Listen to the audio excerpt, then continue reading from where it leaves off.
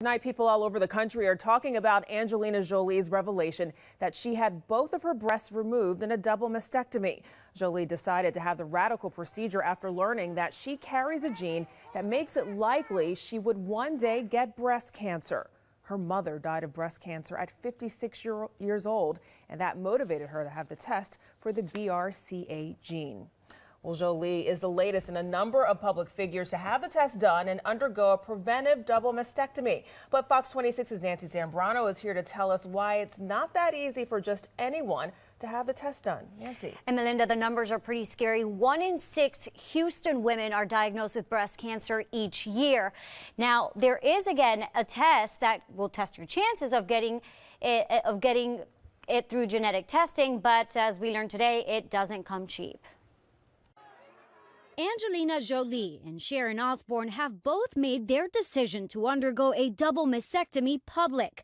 You may also remember earlier this year, Miss Washington, D.C. announced she too carried a genetic mutation that increases her chances of getting breast cancer. But you don't have to go too far to find women just like them. It's a life or death decision. It's not something you ponder over too much. Nancy Jacobs had her first stint with breast cancer at age 32. She underwent radiation and later was advised to take the BRCA test. The test checks for mutations in 2 genes, BRCA1 and 2. Since Jacobs already had breast cancer, the test indicated the chances of a reoccurrence. A high score for her meant undergoing a double mastectomy.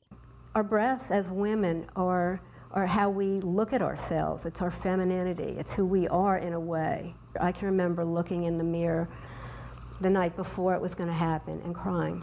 But looking back now, Jacobs says she wishes she could have taken the test sooner and made the decision to remove her breasts earlier. In my case, I went for the less drastic procedure when I was young. I wanted to retain my breast. There is currently no standard criteria for referring anyone for genetic testing, but it's recommended women with a family history of breast and ovarian cancer also take it.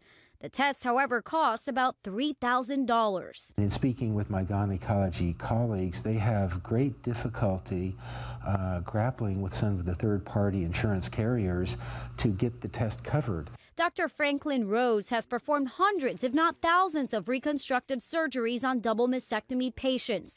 He's helping Jacobs with her reconstructive process, one he says that can have a tremendous effect on how women feel about their bodies post-op. As it would relate to sort of psychological impacts of reconstructive surgery, just body image and self-esteem are so much improved. Jacobs applauds Jolie's decision to tell her story, but she hopes in the near future genetic testing of this kind is more accessible to all women. And fortunately, more research is being done to find newer, better, and hopefully less expensive ways of detecting these kinds of mutations. And Nancy, that would be great because any woman who's concerned hopefully one day will be able to just take a test and know what her chances are. That's right. Thank you so much. Knowledge is power. That's right. Don.